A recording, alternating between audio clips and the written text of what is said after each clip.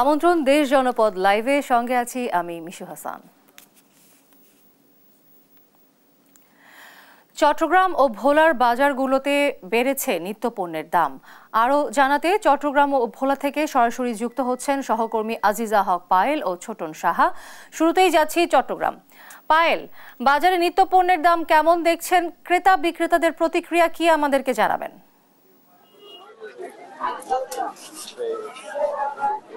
যেমনটি বলছিলেন, চট্টগ্রামে টানা বর্ষণে কয়েক সপ্তাহ যাবৎ কিন্তু বাজার অস্থিরতা দেখা দিয়েছে। ঠিক তেমনই আজও সবজির বাজারে সবচেয়ে বেশি অস্থিরতা দেখা যাচ্ছে। আমরা দেখতে পাচ্ছি চট্টগ্রাম, এই মুহূর্তে আছে চট্টগ্রামের পাহাড়তলী বাজারে।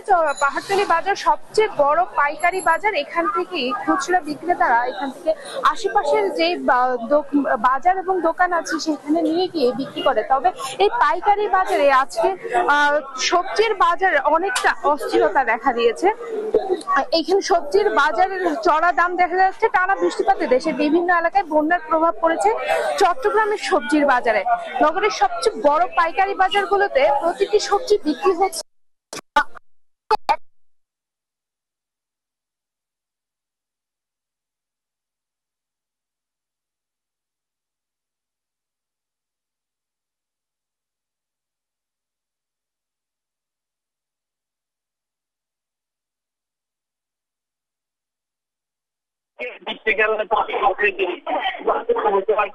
কত দরে বিক্রি হচ্ছে? ধরুন না, বেগুন 70-80, 40 পাওয়া যায়,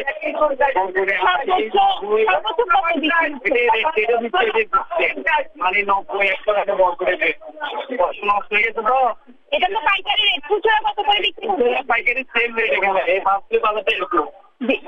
যেমনটি শুনতে পাচ্ছিলেন, 180 থেকে 100 টাকা দরে বিক্রি হচ্ছে। এখান থেকে নিয়ে গিয়ে অনেকেই বিক্রি করছে 100 থেকে 120 টাকা দরে বিক্রি হচ্ছে। চট্টগ্রামের বাজারের সবচেয়ে পাইকারি বড় পাইকারি বাজার এটি পাহাড়তলী বাজার। এখানে সবচেয়ে বেশি দামে বিক্রি হচ্ছে সবজি, এমনটাই আমরা দেখতে পাচ্ছি। তবে সরবরাহ মাছের সরবরাহ থাকলেও যেহেতু বৈরী আবহাওয়া, যার কারণে ট্রলার যেতে পারছে না, যার কারণে মাছের দামেও অস্থিরতা দেখা যাচ্ছে। মাছের দামও কিছুটা বেড়েছে, এমনটাই আমরা দেখতে পাচ্ছি। প্রতি কেজি মাছের দর বেড়েছে 50 থেকে 100 টাকা। সামুদ্রিক মাছের দাম বেড়েছে, সামুদ্রিক মাছেরও দাম বেড়েছে। চট্টগ্রামে চাল, ডাল, পেঁয়াজ সবকিছুরই দাম বেড়েছে। পেঁয়াজের দাম গত সপ্তাহের তুলনায় 25 থেকে 30 টাকা দর বেড়েছে। এই ছিল চট্টগ্রামের সর্বশেষ আপডেট। ভোলা থেকে বাজার পরিস্থিতি জানাবে আমাদের সহকর্মী ছোটন। পায়েল, আপনি চট্টগ্রামের যে পরিস্থিতি জানাচ্ছিলেন, বাজার দরের বলা যায় অনেকটা একই অবস্থা ভোলার কাঁচা বাজারও, এবং আমরা দেখেছি যে স্থিতিশীল রয়েছে কিছু কিছু সবজির দাম, আবার কিছু কিছু সবজির দাম বেড়েছে, আমরা এমনটি জেনেছি। আমরা যদি আজকের বাজার দর সম্পর্কে জানাতে চাই, যে আজকের যে অবস্থা বাজার দরের, যে কাঁচামরিচ আমরা দেখেছি লাফিয়ে অনেকটাই বেড়েছে। যে কাঁচামরিচের দাম ছিল 100 টাকার নিচে, সেটি আজকের বাজারে কিন্তু কেজিতে বিক্রি হচ্ছে 180 থেকে 200 টাকা, এমনটি আমরা দেখেছি। এবং একই সাথে গাজরের দামও কিন্তু অত্যাধিক হারে বেড়েছে। তবে আলু, পেঁয়াজ সহ অন্যান্য সবজির দাম বলা যায় অনেকটাই নিয়ন্ত্রণে রয়েছে। আমরা বাজারে এসে ক্রেতাদের সাথে কথা বলেছি, তারা আমাদেরকে যেমনটি বলছিলেন যে আসলে নিত্যপণ্য কিনতে এসে তারা অনেকটাই হতাশ প্রকাশ করছেন, কেননা বাজারের দামগুলো আসলে একই স্থানে থাকছে না, আমরা এমনটি জেনেছি। তবে সবচেয়ে যে বেশি এগিয়ে রয়েছে সেটি হচ্ছে মাছ এবং মাংসের দাম কিন্তু অনেকটাই বলা যায় আকাশচুম্বী। বিশেষ করে ইলিশের দাম কিন্তু অত্যাধিক বেড়েছে, এবং অন্যান্য যে মাছ রয়েছে সেগুলো কিন্তু গড়ে কেজিতে 50 থেকে 100 টাকা বেড়েছে, এবং ইলিশ কিন্তু কেজিতে বিক্রি হচ্ছে 2500 থেকে 3000 টাকা কেজি দরে। এবং মাংসের দামের যে অবস্থা সেটিও বলা যায় অনেকটাই ঊর্ধ্বগতি। বিশেষ করে গরুর মাংস বিক্রি হচ্ছে 750 টাকা, এবং খাসির মাংস 1100 টাকা কেজি দরে বিক্রি হচ্ছে, এমনটা আমরা জেনেছি। এবং অন্যান্য যে মুরগি, হাঁস থেকে শুরু করে যে অন্যান্য যে মাংস রয়েছে সেগুলো কিন্তু দাম বেড়েছে। আমরা এমনটি জেনেছি। বিক্রেতাদের সাথে কথা বলেছি, বিক্রেতারা আসলে এই দরদাম নিয়ে তারা বলছিলেন যে আসলে শুক্রবার এবং শনিবার বাজারে যে চাহিদার তুলনায় নিত্যপণ্য সরবরাহ কম থাকার কারণেই তারা আসলে কিছুটা দাম বাড়িয়ে দিয়েছেন, এমনটি কিন্তু বিক্রেতারা বলছিলেন। এবং ক্রেতাদের যে অভিযোগ, বরাবরই একটি অভিযোগ যে তারা বলছিলেন যে বাজার নিয়মিত মনিটরিং না থাকার কারণে বিক্রেতারা নিজেদের ইচ্ছে মতো এই নিত্যপণ্য বিক্রি করছেন, এমনটি আমরা জেনেছি। তো সব মিলিয়ে এ ছিল আমার কাছে আজকের বাজার দরদাম নিয়ে সর্বশেষ তথ্য। ফিরছি স্টুডিওতে মিশুর কাছে। মিশু। ছোটন, পায়েল, আপনাদেরকে ধন্যবাদ। দর্শক, কথা বলছিলাম আমাদের সহকর্মী আজিজা হক পায়েল ও ছোটন সাহার সঙ্গে, জানাচ্ছিলেন চট্টগ্রাম ও ভোলা থেকে নিত্য পণ্যের দাম প্রসঙ্গে। কাকরাইল কেন্দ্রীয় কার্যালয়ে সংবাদ সম্মেলন করছে জাতীয় পার্টি। আমরা এখন সরাসরি চলে যাচ্ছি সেখানে। উচিত যেন এই ধরনের কোনো কালিমা সরকারের গায়ে না লাগে, যে সরকার মুখ বন্ধ করে দেওয়ার চেষ্টা করছে, বাক স্বাধীনতা রুদ্ধ করার চেষ্টা করছে। Thank you very much. কষ্ট করে আসছেন শুক্রবারের দিন। আর আমরা আসলে একবার আপনাদের সাথে আমাদের দর্শনগুলো নিয়েও আলাপ করবো, যে জাতীয় পার্টি কী করতে চাচ্ছে, কী সংস্কার করতে চাচ্ছে, এইসব নিয়েও আমাদের কিছু বলার আছে। রেজাউল ভাই কিছু বলেন। এক মিনিট একটু বলেন। শেষ হয়েছে, হ্যাঁ, ওটা বলবেন, ওটা বলতে হবে।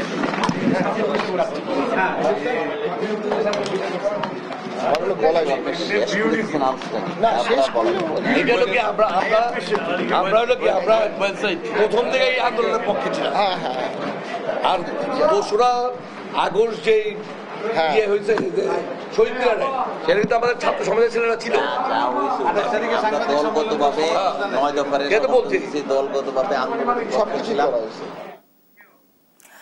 দর্শক, দেখছিলাম জাতীয় পার্টির সংবাদ সম্মেলন কাকরাইল কেন্দ্রীয় কার্যালয় থেকে। চাঁদপুরের ইলিশ ঘাটে মাছের সরবরাহ বাড়ায় দাম কমেছে ইলিশের। আরও জানাতে এখন সরাসরি যুক্ত হচ্ছেন সহকর্মী শরীফ আহমেদ।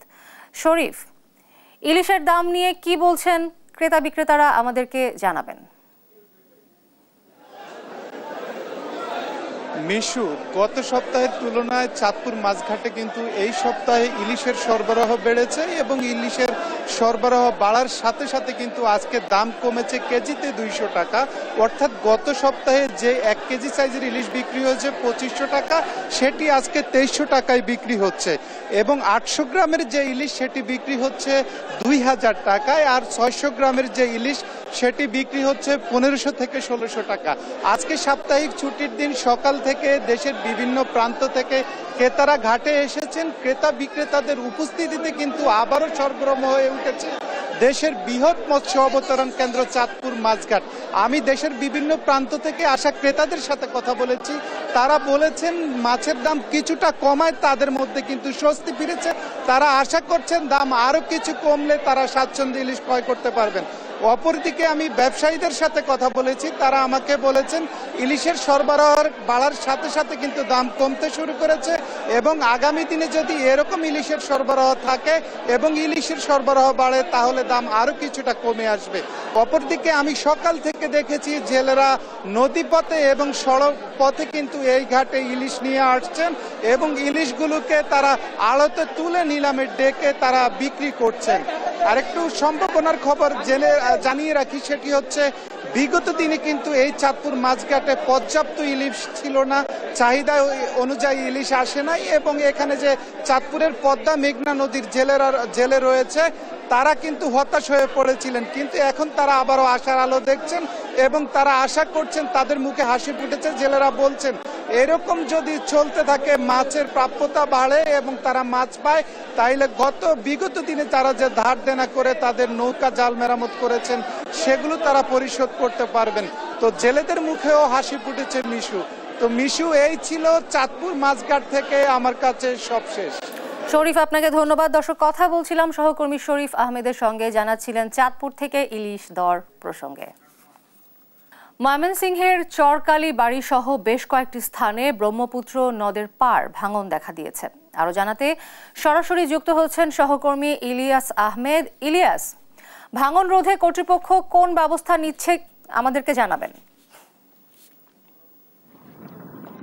নদী গর্ভে বিলীন হচ্ছে কৃষকের স্বপ্ন। আমরা দেখেছি যে প্রতিনিয়ত কিন্তু সেই ভাঙনের কবলে পড়ছে কৃষকের ফসলি জমি, যার কারণে কিন্তু তারা একেবারেই দিশেহারা হয়ে পড়েছেন এবং কর্তৃপক্ষ বলছেন যে তারা কিন্তু প্রয়োজনীয় ব্যবস্থা নেয়ার লক্ষ্যে কিন্তু তারা ভাঙন এলাকা পরিদর্শন করে মন্ত্রণালয় বরাবর আবেদন পাঠাবেন, সেই বিষয়টি বলছিলেন। আমি এখন রয়েছি চর জেলখানার চর এলাকায় রয়েছি, অর্থাৎ সেই এলাকাটি আপনার মাধ্যমে দর্শকদের দেখাতে চাই। ব্রহ্মপুত্র নদের পানির স্রোতে কিন্তু সেই এলাকার ফসলি জমির যে মাটি রয়েছে সেই মাটিগুলো একেবারেই ভেঙে ভেঙে পড়ছে, যার কারণে কিন্তু কৃষকের অনেক আবাদি জমি রয়েছে, সেই আবাদি জমিগুলো কিন্তু তারা নিয়ে অনেক হতাশা প্রকাশ করেছেন এবং তারা বলছেন যে কর্তৃপক্ষ যদি দ্রুত ব্যবস্থা না নেয় তাহলে তাদের যে অবস্থা সেটি কিন্তু আরও বেগতিক হবে, সেই বিষয়টি বলছিলেন। এবং আমরা এই বিষয়টি নিয়ে পানি উন্নয়ন বোর্ডের কর্মকর্তাদের সঙ্গে কথা বলেছিলাম। তারা বলছেন যে অতি বৃষ্টির কারণে কিন্তু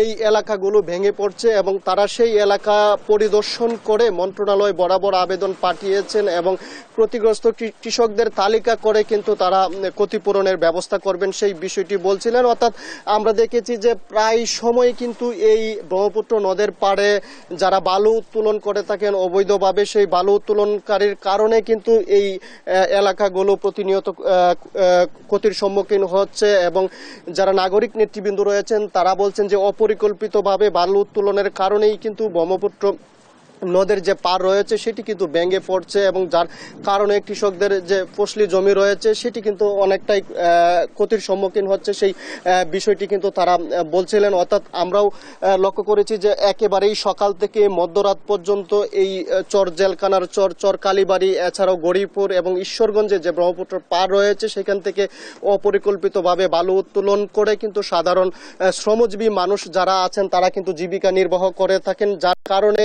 এই ভাঙনের মাত্রা কিন্তু যার কারণে আরো বেশি বাড়ছে, সেই বিষয়টি কিন্তু আমরা লক্ষ্য করছি। এবং এই ভাঙনের অপরিকল্পিতভাবে বালু উত্তোলন ঠেকাতে কিন্তু প্রয়োজনীয় পদক্ষেপ নেওয়ার কথা কিন্তু তারা জানিয়েছেন, অর্থাৎ কর্তৃপক্ষ জানিয়েছেন এবং তারা বলছেন যে এই ভাঙন রোধ ব্যবস্থা গ্রহণ করবেন, সেই বিষয়টি কিন্তু বলছিলেন। অর্থাৎ এখানকার স্থানীয় যারা রয়েছেন তারা বলছেন যে গত 15 থেকে 20 দিন ধরে কিন্তু একেবারেই ভাঙনের পরিমাণ বেশি হচ্ছে, অর্থাৎ কর্তৃপক্ষ যদি দ্রুত ব্যবস্থা না গ্রহণ করে তাহলে তাদের যে স্বপ্ন সেটি কিন্তু ব্রহ্মপুত্র নদের পানিতে বিলীন হবে, সেই বিষয়টি কিন্তু তারা বলছিলেন। এবং আমরা দেখছি যে একেবারেই চর জেলখানার চর এলাকাটি যেটি কিন্তু অনেকাংশ ভেঙে কিন্তু একেবারেই ব্রহ্মপুত্র নদে গর্ভে কিন্তু বিলীন হচ্ছে এবং পানির যে স্রোত রয়েছে সেই স্রোতে কিন্তু একেবারেই সেই এলাকাগুলো ভাঙছে, অর্থাৎ প্রতিনিয়ত ভাঙছে, যার কারণে মানুষের ক্ষয়ক্ষতির পরিমাণ এবং সেই বিষয়টি নিয়ে যারা সাধারণ কৃষক রয়েছে যারা এখানে ফসল আবাদ করে থাকেন তারা কিন্তু বলছিলেন যে যদি দ্রুত পদক্ষেপ না নেওয়া হয় তাহলে তাদের যে ক্ষয়ক্ষতি সেই ক্ষয়ক্ষতির পরিমাণ কিন্তু আরো বাড়বে, সেই বিষয়টি কিন্তু তারা বলছিলেন। এবং যদিও আমরা দেখেছি যে পানি উন্নয়ন বোর্ডের কর্মকর্তারা বলছিলেন যে অতি বৃষ্টির কারণে ভাঙনের মাত্রা বেশি হচ্ছে এবং তীব্র আকার ধারণ করছে, সেই বিষয়টি কিন্তু তারা বলছিলেন এবং তারা বলছেন যে কয়েকটি এলাকা কিন্তু তাদের পরিদর্শন রয়েছে সেটি কিন্তু ইতিমধ্যেই তারা পরিদর্শন করছে এবং একেবারেই যে কয়েকটি এলাকায় ক্ষয়ক্ষতি হয়েছে সেই এলাকাগুলো ভাঙন রোধে কিন্তু তারা প্রয়োজনীয় ব্যবস্থা গ্রহণ করেছেন এবং আমরা দেখছি যে তাদের যে প্রয়োজনীয় ব্যবস্থা সেটি কিন্তু তারা প্রয়োজনীয় ব্যবস্থা কিন্তু গ্রহণ করেছেন এবং সেই লক্ষ্যে কিন্তু ভাঙন রোধ ঠেকাতে তাদের যে কার্যকরী পদক্ষেপ সেটি কিন্তু আমরা লক্ষ্য করেছি এবং তারা বলছেন যে ইতিমধ্যেই বৃষ্টির পরিমাণ কমেছে এবং ভাঙন রোধে কিন্তু বৃষ্টি না হওয়ার কারণে কিন্তু ভাঙন কিছুটা কমেছে, সেটি পানি উন্নয়ন বোর্ডের কর্মকর্তারা জানিয়েছেন এবং যেই ক্ষতিগ্রস্ত এলাকা রয়েছে সেই এলাকাগুলো কিন্তু তারা পরিদর্শন করে এবং কৃষকদের তালিকা করে তারা প্রয়োজনীয় ক্ষতিপূরণ দেওয়ার ব্যবস্থা করবেন। এই ছিল আমার কাছে ময়মনসিংহের ব্রহ্মপুত্র নদের পার ভাঙনের কারণে যে ক্ষয়ক্ষতি হচ্ছে তা নিয়ে সর্বশেষ তথ্য। ইলিয়াস, আপনাকে ধন্যবাদ। দর্শক, কথা বলছিলাম সহকর্মী ইলিয়াস আহমেদের সঙ্গে, জানাচ্ছিলেন ময়মনসিংহের নদী ভাঙন প্রসঙ্গে। টানা 2 দিনের ভারী বর্ষণে ব্রাহ্মণবাড়িয়া শহরে জলাবদ্ধতা তৈরি হয়েছে। আরও জানাতে সরাসরি যুক্ত হচ্ছেন সহকর্মী মেহেদী নূর পরশ। জলাবদ্ধতা নিরসনে কর্তৃপক্ষ কোনো ব্যবস্থা নিচ্ছে কিনা আমাদেরকে জানাবেন। হ্যাঁ মিশু, আপনাকে জানিয়ে রাখি, প্রায় 3 লক্ষ মানুষের বসবাস ব্রাহ্মণবাড়িয়া পৌরশহর। পৌরবাসীদের যে কটি সমস্যার জন্য প্রতিনিয়ত দুর্ভোগ পোহাতে হয়, তার মধ্যে অন্যতম একটি হচ্ছে অপরিকল্পিত যে ড্রেনেজ ব্যবস্থা। এই অপরিকল্পিত ড্রেনেজ ব্যবস্থার কারণে যে ভারী বৃষ্টিপাত হলেই কিন্তু যে শহরের যে বিভিন্ন সড়ক কিন্তু পানিতে তলিয়ে যায়, আর তার স্থায়িত্ব কিন্তু থাকে দীর্ঘক্ষণ।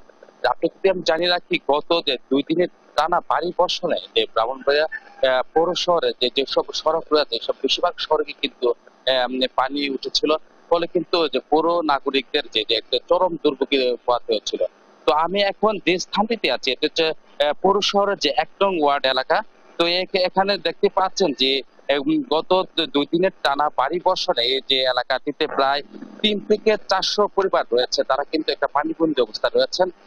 এখানকার যে বাসিন্দাদের সাথে আমার কথা হয়েছে, তারা বলছেন যে পৌরসভার অনেকটা অবহেলার কথা বলেছেন, যে টানা 2 দিনে ভারী বৃষ্টিপাত হলো যে ড্রেনেজ ব্যবস্থা খুবই দুর্বল রয়েছে, ফলে তাদের পানি কিন্তু এখান থেকে এখনো সরছে না। তারা এই বাসা বাড়ি থেকে বেরোতে পারছে না। এছাড়া যে নোংরা পানিতে তারা কিন্তু অনেকটা দুর্ভোগের শিকার হচ্ছেন। এছাড়া যে বিভিন্ন রোগবালয় নাকি তৈরি হবে বলে তারা আমাকে বলছেন।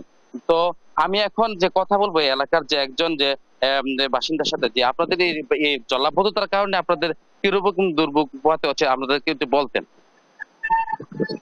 আসসালামু আলাইকুম। আমাদের এই সমস্যাটা দীর্ঘদিনের সমস্যা। আমরা এখানে মূলত 400 থেকে 450 পরিবার, 400 থেকে 450 পরিবার এখানে জলাবদ্ধতায় আছি। আমরা এখানে স্কুল আছে, আমাদের মার্কাজ মসজিদ আছে, এখানে আমাদের চলাফেরা সম্পূর্ণ অসুবিধা হচ্ছে। আমাদের লোকজন এখানে দীর্ঘস্থায়ী ভাবে আমরা এই পানি দ্বারা আক্রান্ত। আর তাছাড়া আমাদের এই পৌরসভার, ব্রাহ্মণবাড়িয়া পৌরসভার আমরা 1 নং ওয়ার্ডের পশ্চিম মেটা নোয়াপাড়াবাসী আমরা অবহেলিত। আমরা ট্যাক্স এবং প্রতিদিন নিয়ত আমাদের পৌরসভা আমাদের ট্যাক্স বাড়াচ্ছে, দিনের পর দিন দিচ্ছে, অথচ আমরা অবহেলিত। আমরা ধন্যবাদ আপনাকে। তাদের যে দুর্ভোগের কথাটা কিন্তু বলছেন। তো এই বিষয়ে যে ব্রাহ্মণবাড়িয়া যে পৌর কর্তৃপক্ষের সাথে আমার কথা হয়েছে, তারা বলছেন নগর কাঠামো যে উন্নয়নের যে প্রকল্পের আওতায় এনে কিন্তু এই যেসব যে দুর্বল ড্রেনেজ ব্যবস্থা রয়েছে, তারা কিন্তু দ্রুত এগুলো মেরামত করবে বলে আমাকে জানিয়েছেন। তো মিশু, যে ব্রাহ্মণবাড়িয়ার জলাবদ্ধতা নিয়ে এই ছিল আমার কাছে সর্বশেষ। পরশ, আপনাকে ধন্যবাদ। দর্শক, কথা বলছিলাম সহকর্মী মেহেদী নূর পরশের সঙ্গে, জানাচ্ছিলেন ব্রাহ্মণবাড়িয়া পৌর শহর থেকে জলাবদ্ধতা প্রসঙ্গে। সাতক্ষীরার মাছখোলায় বাংলাদেশ খ্রিস্টান অ্যাসোসিয়েশনের কাউন্সিল ও সমন্বয় সভা অনুষ্ঠিত হচ্ছে। আরও জানাতে সরাসরি যুক্ত হচ্ছেন সহকর্মী শরীফুল্লাহ কায়সার সুমন। অনুষ্ঠানে আর কি কর্মসূচি রয়েছে আমাদেরকে জানাবেন।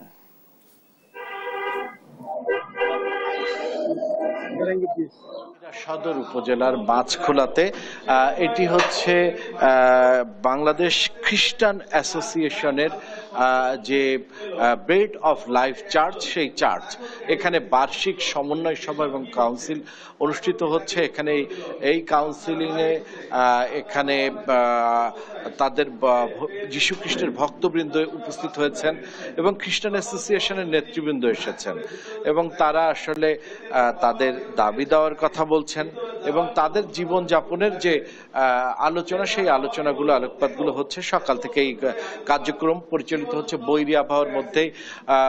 তাদের ভক্তবৃন্দ এখানে, খ্রিস্টান অ্যাসোসিয়েশনের ভক্তবৃন্দ এখানে উপস্থিত হয়েছেন। এখানে মূলত সাংগঠনিক আলোচনা, পাশাপাশি বছরের যে কার্যক্রম সেগুলোর পর্যালোচনা করা হচ্ছে। মিশু, আমি এখানকার নেতৃবৃন্দের সাথে একটু যুক্ত করছি, তারা আসলে বিষয়টি নিয়ে যা বলছেন আজকের কার্যক্রম, এবং আপনারা তো এর আগেও কর্মসূচি করেছেন, সে বিষয়ে জানেন। ধন্যবাদ।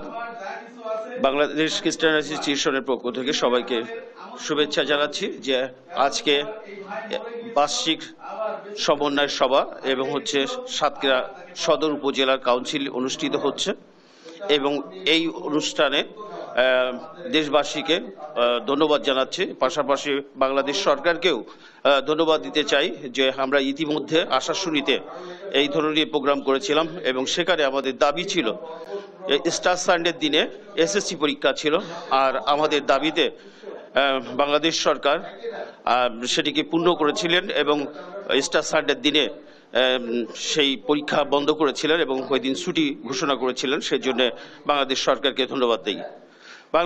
বাংলাদেশ খ্রিস্টান অ্যাসোসিয়েশন 1967 সাল থেকে মূলত কাজ করছে বাংলাদেশের। শুনছিলাম যে এই যে কার্যক্রম, এই কার্যক্রমটি বেশ দীর্ঘ আগে থেকেই অনুষ্ঠিত হয়েছে এবং দেশ টিভি আসলে গতদিন যে কথাটি আলোকপাত করছেন, দেশ টিভি আশাশুনিতে একটি কার্যক্রম সরাসরি সম্প্রচার করে। সেই সম্প্রচারের খবরটি সরকারের দৃষ্টিগোচর হলে ইস্টার সানডেতে যে পরীক্ষা ছিল সেই পরীক্ষাটি তারা সরকার পরীক্ষাটি স্থগিত করেন এবং অন্য দিন সেখানে যুক্ত করেন এবং খ্রিস্টানদের সেই দাবি দেওয়ার প্রতিও দেশ টিভি সংবাদের পরে তারা এটিকে গুরুত্ব সহকারে নেন। আমি আরেকজন বিদেশি একজন অতিথি এখানে এসে উপস্থিত হয়েছেন, আমি তাকেও একটু যুক্ত করছি। How are you? Still alive, fine. How feeling this program? I think it's a good program, something to be wished for, and I hope it is successful. What's your demand? What's your demand? I haven't got any demand as far as I wish, Christians in Bangladesh could be treated like any other citizen of the country. That's it. যেমনটি শুনছিলাম, তিনি আসলে এখানে খ্রিস্টীয় বার্তা, যীশু খ্রিস্টের বার্তা এখানে পৌঁছানোর জন্যই তিনি এখানে এই সাতক্ষীরাতে এই বাংলাদেশের যে দক্ষিণ পশ্চিম জনপদ, এই জনপদে এসেছেন এবং সেই বার্তা তিনি সাতক্ষীরার বিভিন্ন উপকূলে সাধারণ মানুষের মধ্যে পৌঁছাচ্ছেন। এই ছিল সাতক্ষীরার যে সদর উপজেলার মাছখোলার যে চার্চে যে বার্ষিক কর্মসূচি অনুষ্ঠিত হচ্ছে তার সর্বশেষ। সুমন, আপনাকে ধন্যবাদ। দর্শক, কথা বলছিলাম আমাদের সহকর্মী শরীফুল্লাহ কায়সার সুমনের সঙ্গে, জানাচ্ছিলেন বাংলাদেশ খ্রিস্টান অ্যাসোসিয়েশনের কাউন্সিল ও সমন্বয় সভা প্রসঙ্গে। গাজীপুরে সাংবাদিক তুহিন হত্যাকাণ্ডের ঘটনায় কিশোরগঞ্জে মানববন্ধন করছে সেন্ট্রাল প্রেস ক্লাব। আরও জানাতে সরাসরি যুক্ত হচ্ছেন সহকর্মী তোফায়েল আহমেদ। তোফায়েল, মানববন্ধনে কি কি দাবির কথা বলা হয়েছে আমাদেরকে জানাবেন। ধন্যবাদ। আসলে আপনারা জানেন যে গতকাল গাজীপুরে সাংবাদিক আসাদুজ্জামান তুহিনকে যে নৃশংসভাবে যে হত্যাকাণ্ডটি ঘটেছে, এটির প্রতিবাদে কিন্তু কিশোরগঞ্জে যে কিশোর সেন্ট্রাল প্রেস ক্লাবের আয়োজনে কিশোরগঞ্জে কর্মরত যে পেশাদার সাংবাদিকরা রয়েছেন তারা তাদের আয়োজনে কিন্তু প্রতিবাদ সমাবেশ এবং একটি মানববন্ধন কিন্তু এই মুহূর্তে চলছে। শহরের গৌরঙ্গ বাজার মোড় এলাকায় কিন্তু এখানকার যে মানববন্ধনটি সেটি কিন্তু শুরু হয়েছে। আমরা আসলে এখানকার আমাদের এই কিশোরগঞ্জের যারা জেলায় কর্মরত সাংবাদিক রয়েছেন তারা আসলে যেমনটি দাবি জানিয়েছেন যে এখানকার যে মানববন্ধন থেকে সারা দেশে সাংবাদিক নির্যাতন এবং হত্যা বন্ধ করা এবং যে সাংবাদিকদের গণমাধ্যমের কণ্ঠরোধে যেই বারবার যে অপচেষ্টাটি তৈরি হয়েছে সেটিরই যেন বন্ধ করা হয়, তার জন্য কিন্তু স্বরাষ্ট্রমন্ত্রীর যে স্বরাষ্ট্র উপদেষ্টা রয়েছেন তার কাছে যে দাবি জানিয়েছেন আগামী 24 ঘন্টার ভিতরে আসাদুজ্জামান তুহিনকে হত্যাকাণ্ডে জড়িত যেই আসামিরা রয়েছেন তাদেরকে দ্রুত গ্রেপ্তার এবং দ্রুত বিচারের দাবি কিন্তু তারা করছেন। এছাড়া আমরা আসলে এখানে এখন দেখতে পাচ্ছি যে এখানকার যে কিছু সেন্ট্রাল প্রেস ক্লাবের যে সভাপতি রয়েছেন দৈনিক মানব জমিন পত্রিকার জেলা প্রতিনিধি, তিনি কিন্তু কথা বলছেন এবং আমরা আসলে একটু তার সাথে একটু কথা বলতে চাই যে আসলে তার দাবিটি কি এবং তারা আসলে কি চাচ্ছেন। এই মধ্যে কিন্তু এখানে কথা বলছেন, এখানে রয়েছে কিশোরগঞ্জ জেলার বিভিন্ন মিডিয়াতে এবং দেশের যে পেশাদার যে সাংবাদিক রয়েছে তারা কিন্তু এখানে অংশগ্রহণ করেছেন এবং তারা কিন্তু প্রতিবাদ জানাচ্ছেন যে যত দ্রুত সম্ভব আসাদুজ্জামান তুহিন এবং যারা এ পর্যন্ত যেসব সাংবাদিকদের উপরে নির্যাতন হয়েছে জড়িতদের সবাইকে গ্রেপ্তারের দাবি কিন্তু তারা জানাচ্ছেন। রাষ্ট্রের স্বার্থে আমরা আসলে এগুলোর সাথে একটু কথা বলতে চাই। আমাদের একজন সহকর্মী যিনি প্রথম আলোতে রয়েছেন, ভাই এই যে বারবার সাংবাদিক নির্যাতন হচ্ছে, এই বিষয়ে আমাদের কি করণীয়? আমার দাবি একটাই, ও যারা পুলিশ বলতেছে যে এটা চিন্তায় চাঁদাবাজি না, আমার কথা হলো চিন্তায় চাঁদাবাজি একই। যারা যারা এখানে ছিল একটা মোড়ের মধ্যে কারা চিন্তাই করে, এটা এদের গডফাদার আছে, সবাই পুলিশ চাইলে তাদেরকে ধরতে পারে। এই যে এত সময় হয়ে গেল এখনো একজনকে ধরে নাই, এবং পুলিশ উল্টাভাবে ব্যাখ্যা দিচ্ছে যে চাঁদাবাজি না চিন্তায়। আরে ভাই, চাঁদাবাজি আর চিন্তার মধ্যে পার্থক্যটা কি? চাঁদাবাজি যার চিন্তায় কারা করে, একটা জায়গা কারা চিন্তায়কারী পুলিশ নিশ্চয়ই জানে, পুলিশ তাদেরকে ধরুক, বলে তো প্রকৃত হয়। এটা নারী সংক্রান্ত চাঁদাবাজি চিন্তা হচ্ছে, মারা গেছে তো একটা লোক, তো মারা গেল, সেটা তো সত্যি। এখন আপনারা বক্তব্য উল্টাপাল্টা না দিয়ে আপনারা কাজটা করেন না, আগে আপনারা ধরেন দোষী যারা তাদেরকে ধরেন আইনের আওতায়। ধন্যবাদ। আসলে শুনছিলেন আমাদের একজন সহকর্মী, তিনি যেমনটি বলছেন যে দ্রুতই যাতে জড়িতদের গ্রেফতার করা হয়। আমরা এখানে এই মুহূর্তে আমরা একটু কথা বলতে চাই এখানকার যে দৈনিক মানব জমিন জেলা প্রতিনিধি এবং কিছু সেন্ট্রাল প্রেসের সভাপতি। এবং আসলে এই যে প্রতিবারে আমাদের সাংবাদিকদের উপর নির্যাতন হয় এবং যে প্রায় আমরা বিভিন্ন হত্যাকাণ্ডের ঘটনা দেখি, এই বিষয়ে আসলে সরকার কি করা উচিত বলে মনে হয়? সরকার কি করা উচিত না আপনি সেটা বলেন, কারণ আমরা দেখেছি গণমাধ্যম বারবার আক্রান্ত হচ্ছে, গণমাধ্যম কর্মীরা মিথ্যা মামলা, নির্যাতন, খুন সহ এমন কোন অপরাধ নাই যেসব অপকর্মকারীরা আমাদের সাংবাদিকদের উপরে ঝাঁপিয়ে পড়ছে না। কেন এই অবস্থা তৈরি হচ্ছে? এই অবস্থা রাষ্ট্র জানে যে সাংবাদিকদের সুরক্ষা দিলে সত্য প্রকাশিত হবে, অপরাধ উন্মোচিত হবে, সুন্দর দেশ হবে। রাষ্ট্র হয়তো চায় না সুন্দর দেশ হোক, সুন্দর সমাজ হোক, না হলে কেন যুগের পর যুগ সাংবাদিকরা নিগৃহীত হবে, নির্যাতিত হবে, মিথ্যা মামলার শিকার হবে, হত্যাকাণ্ডের শিকার হবে? আমরা চাই সাংবাদিকদের সুরক্ষায় রাষ্ট্র আইন করবে এবং সাংবাদিকদের নিবর্তনমূলক যত আইন আছে সেগুলো প্রত্যাহার করবে। পাশাপাশি আমরা চাই, আপনারা দেখেছেন গাজীপুরে নৃশংসভাবে আমাদের সহকর্মী আসাদুজ্জামান তৌহিদকে হত্যা করা হয়েছে, সিসিটিভি ফুটেজ আছে, শনাক্ত করা যাচ্ছে স্পষ্টভাবে যে কারা এই হত্যাকাণ্ডের সাথে জড়িত। এরপরও কেন তাদেরকে এখনো গ্রেপ্তার করা হচ্ছে না? কেন? কি অদৃশ্য এখানে শক্তি লুকায়িত হয়েছে? আমরা কি ধরে নিব যে প্রশাসন যন্ত্র কাজ করছে না? কোন অভ্যুত্থানের 1 বছর পরেও যদি আমাদের শুনতে হয় প্রশাসন কাজ করতে পারছে না, এর চেয়ে লজ্জাজনক আর কোনো বিষয় এদেশে হতে পারে না। আমরা চাই অবিলম্বে খুনিদের গ্রেপ্তার করতে হবে এবং তাদেরকে দৃষ্টান্তমূলক শাস্তির আওতায় আনতে হবে। পাশাপাশি সাংবাদিকদের উপর মিথ্যা মামলা, নির্যাতন এবং যত সব হত্যাকাণ্ড আছে সেসব হত্যাকাণ্ডের সুষ্ঠু তদন্তের মাধ্যমে অপরাধীদের আইনের আওতায় আনতে হবে। ধন্যবাদ। আসলে শুনছিলেন যে তিনি যেমনটি বলছেন যে এখন পর্যন্ত যে সাংবাদিক সারা দেশে যে বিভিন্ন সময় সাগররণী সহ যেসব সাংবাদিকরা বিভিন্ন সময় হত্যাকাণ্ডের শিকার, নির্যাতনের শিকার হয়েছে, সেসব জড়িতদের সকলকে কিন্তু আইনের আওতায় এনে কিন্তু দ্রুত শাস্তি নিশ্চিতের দাবি কিন্তু তারা জানিয়েছেন। তো এই ছিল মূলত কিশোরগঞ্জ থেকে আমার কাছে এই মানববন্ধনের সর্বশেষ খবর। তোফায়েল, আপনাকে ধন্যবাদ। দর্শক, কথা বলছিলাম সহকর্মী তোফায়েল আহমেদের সঙ্গে, জানাচ্ছিলেন কিশোরগঞ্জ সেন্ট্রাল প্রেস ক্লাব থেকে মানববন্ধন প্রসঙ্গে। এই ছিল এখনকার দেশ জনপদ লাইভ। পরের বুলেটিন দেখার আমন্ত্রণ রইল। ধন্যবাদ।